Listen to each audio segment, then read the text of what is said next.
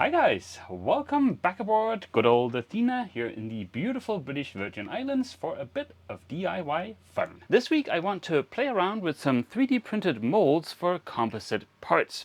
The first thing I want to make is a little forged carbon fiber part. Essentially it is carbon fiber, epoxy and a compression mold. And I also want to play around with what I believe is called an open face mold, so a more traditional type of mold, and this of course is also 3D printed. If you're wondering why I'm fiddling around with this stuff being stuck here in tropical paradise, it is for one because it's gonna be fun, I like having fun, and also because it's gonna be great preparation for my upcoming dinghy build this summer, where I want to build a one-off carbon fiber foam core dinghy. If you're new here, we're Ava and Mess. I spent 7 years on a somewhat extensive refit of our 1987 Trident Warrior sailboat named Athena.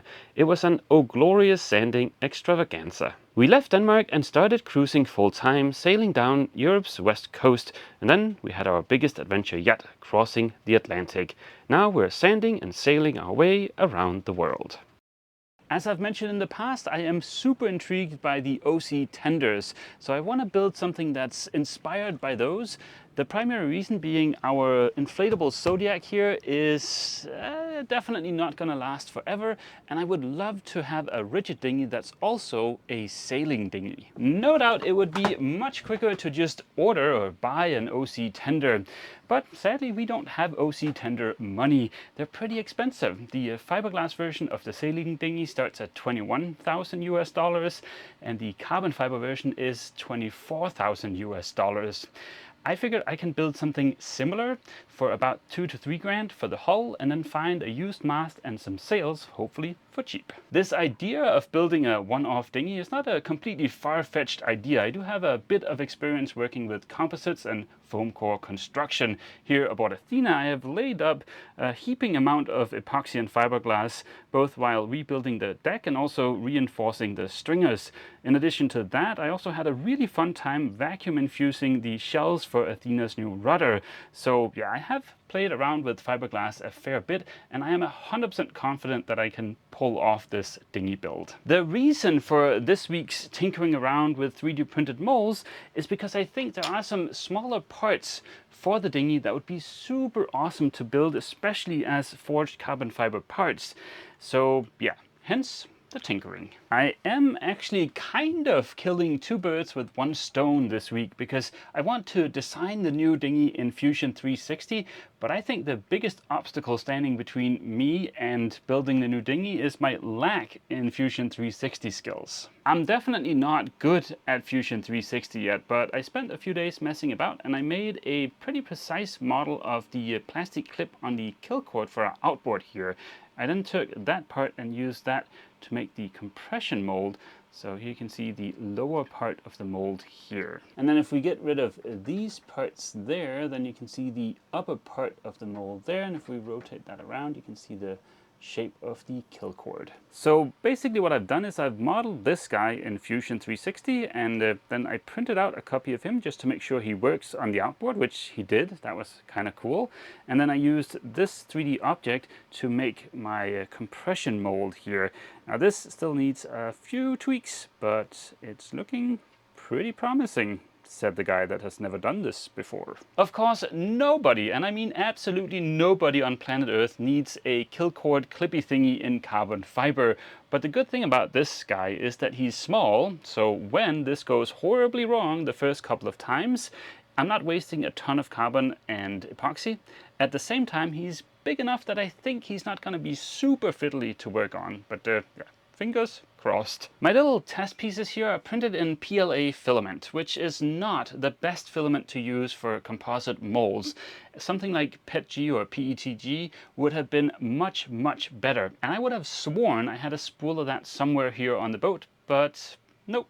I don't. So sadly for this experiment we're gonna have to stick with PLA, which is a little bit of a shame because The surface finish on the molds is not going to be super awesome, so we might have some issues getting the parts to release, but if these are single use, it's okay for this experiment. And also the materials I'm using here is not because these are the best materials to use, it's more so just because that was what I could get here in the Caribbean. The way I look at it is, if I can get it to work with the cobbled together materials I've got here, well, then it'll be easy peasy this summer in the US when I've got access to all my favorite things. But yeah, before we print the compression mold, let's make a couple of changes. I've already made the first little modification to the bottom mold here. If you look at the underside here, you can see that there's a hole here that goes almost all the way through. This is an actual real-life mold making technique I think I've borrowed with a bit of a twist, because I think they call it ejector pins. It's a way of pushing out your part, because as you can see, when the part is done, it's going to sit down in this cavity and be hard to pry out. But I think normally when you do it for this kind of application, you have that hole go all the way through and you fill it with some wax. But I don't have any of that wax, so the only thing I could think of was to have the hole stop short just off the surface. So I have to only break through a little bit of filament before I can push on the actual part. The second little change I want to make is to chamfer these edges up here so that once these two are together, I'll have a nice little groove here where I can insert a wedge or a screwdriver or something to attempt to pry the two halves apart. Fortunately, something like that is within even my skill level in Fusion 360. I've marked the edge. Let me just go to modify and chamfer, and let's just do, I think 1 millimeter is fine. It's just to have something to get a grip on. And there we go. That is looking mighty spiffy. Something that took me a little bit of time to figure out in Fusion 360 was how to easily export to an STL file, which is what we'll need for the next step. There is an online export doodad that just never really seems to work, but instead if you just click on your body up here and you go save as mesh, then that will give you an STL file. With the two STL files imported into the slicer software here, which is what's going to spit out G-code, which is what the 3D printer actually understands, I've put them on this face down so that we don't end up getting any kind of support that's going to mess up the inside surfaces here. So yeah, they're not going to be perfect because this is 3D printing, but they'll be as good as they can be. There is only one thing I want to change here, and that's the infill percentage. That's how much of these are essentially air. My little prototype here is just mainly hollow, but for the actual mold, because it's going to be under quite a bit of compression when we squeeze on it, I think it might be good if it's a little bit more solid. I have transferred the G-code onto this little thumb drive, so let's grab that and a spool of filament and get started. This will be the first print with this Prusament PLA stuff here, so that's also a little bit exciting. But yeah, let's get her fired up. Filament is loaded and build plate is clean, so let's start the print. That would certainly have been a lot more visually pleasing if the filament hadn't basically been the same color as the build plate, but never mind. The last time I used a 3D printer on the boat, I got a lot of comments asking if the rocking of the boat interferes with the printing. And if we take a peek out of the companionway, you can see that the boat is actually moving a fair bit.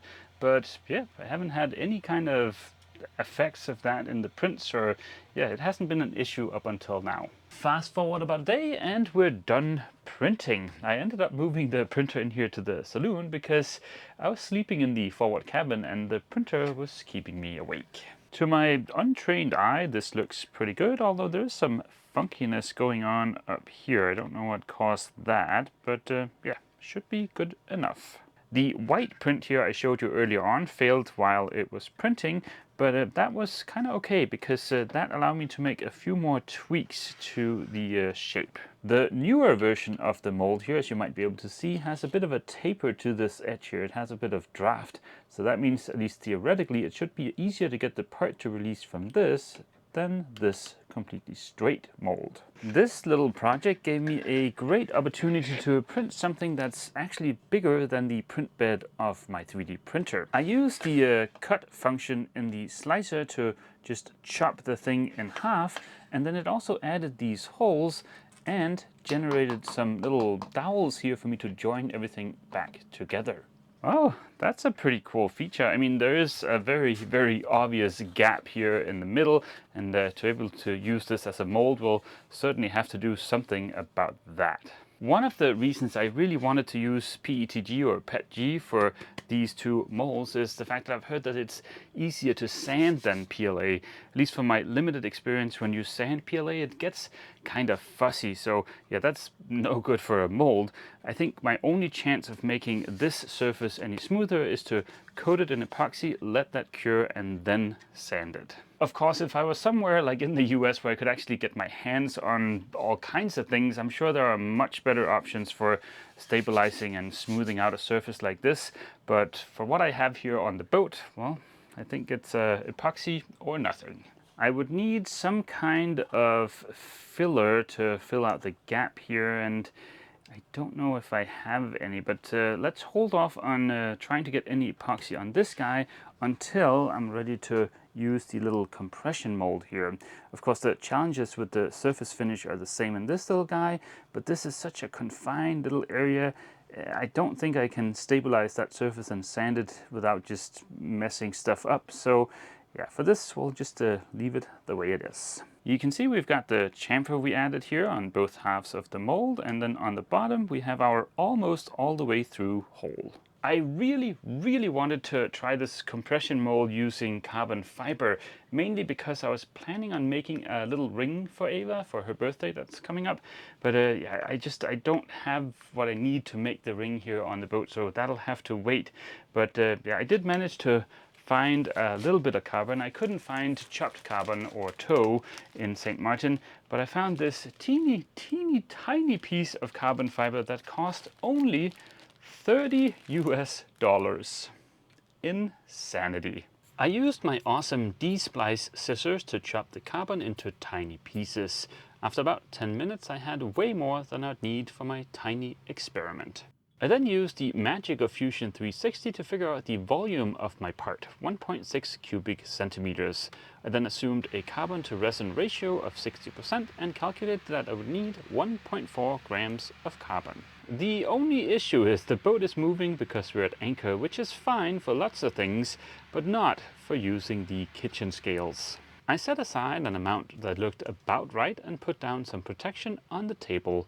The next step is to apply mold release in the shape of PVA. PVA is this delightfully purple substance that is a liquid that can be applied by spray or brush.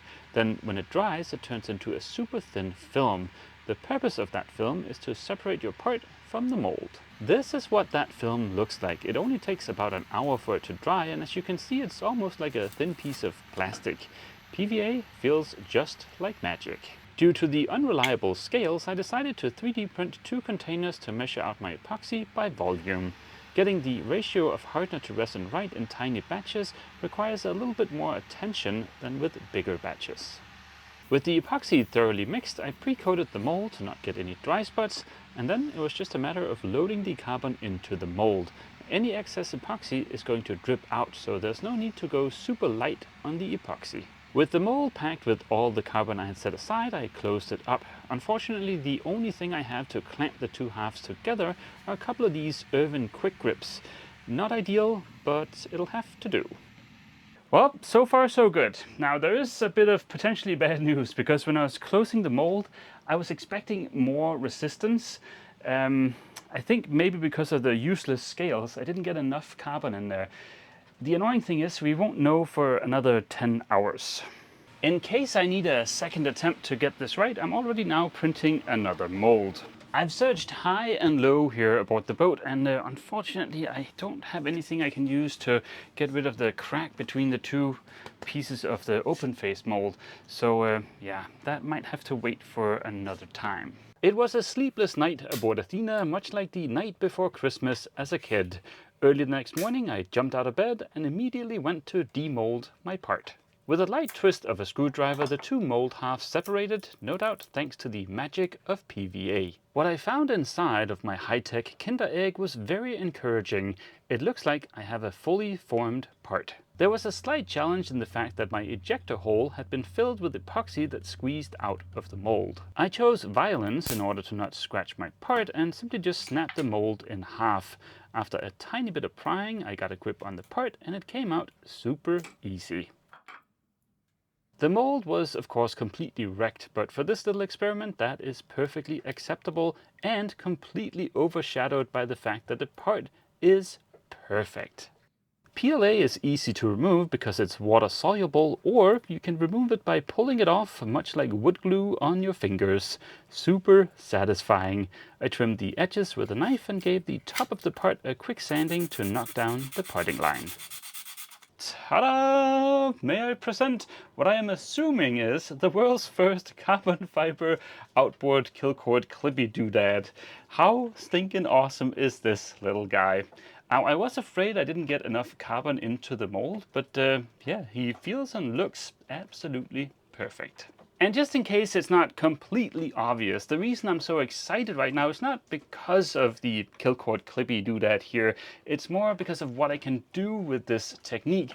I can make fancy handles, fancy line organizers, fancy brackets for securing our scuba tanks, any kind of organically shaped object I can make using this technique. And I think that is going to come in super useful to spiffy up our new dinghy. One of the big pros, and also one of the big cons to fiberglass, is that it's far less abrasion resistant than fiberglass. The upside here, of course, being that it's super easy to sand out the layer lines from the 3D printer. I drilled a hole to have a good way of hanging the clip while the epoxy cures. Mixing up epoxy is another one of those things that's a little bit more difficult when the boat is rolling. I ran a thin piece of wire through the hole and gave the clip a light coating of epoxy and left it to cure hanging over the container. After leaving my part to cure overnight, we are now finished. This is the completed part. Now the clear coat is not perfect, but that's okay. I'll still call this experiment a giant success, and I'm super excited to see what I can use this technique for in the future. It was a really good learning experience for me to take a real-world object, get that modeled in CAD, so I was able to print out a little test thing to see that my 3D model was actually correct, and then use Fusion 360 to make a mold, and then finally to make the real part. You might think, wait a minute, he's stuck in tropical paradise and all he did this week was fiddle around with some stupid carbon fiber? No, that is not accurate. I also spent some time studying for my upcoming ABYC certification. But don't worry, I also got to go for a little day sail with a new friend aboard his spiffy boat. It was really cool to try sailing on a boat that's a couple of steps above Athena on the performance ladder. And also it doesn't hurt that Jens is a very good sailor. It turns out Jens needs a new valve for one of his fenders. I have a bunch of those on the boat, so we arranged a somewhat precarious pickup as they were leaving the anchorage. I'm happy to report no boats were harmed in the making of this video. Not only did I go for a sail, but I also joined a few other friends from the anchorage and climbed the local equivalent of Mount Everest to get to a barbecue place called Hog Heaven. They offer some of the best barbecue I've ever had and amazing views. That's Athena, they're on the left middle side of the anchorage. We've been cruising full-time for about 3 years now, and I'm 100% sure that I absolutely love cruising. It's a freaking awesome lifestyle.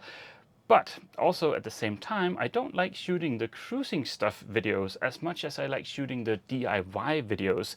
And I think maybe it boils down to the type of content I like to watch, because, well, I only really keep up with 2 or 3 sailing channels that I have a personal connection to. Other than that, I don't watch any cruising content. It's all DIY stuff. So yeah, sorry if these videos are a little bit heavy on the DIY side. It's just because that's what I enjoy.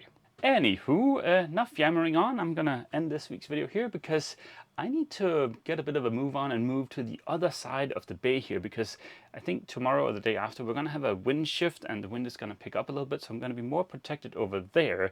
And I think everybody in this anchorage has realized that. So over the next day and a half, I'm sure everybody's gonna wanna move over there. So if I move now, I can get a really good little spot.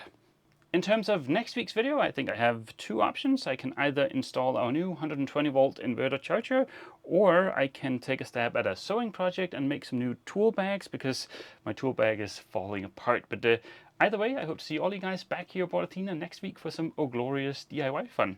As always, feel free to leave a comment down below, and don't forget, if you've enjoyed this video, please remember to leave a like. See you! Aww. No Ava for the see you.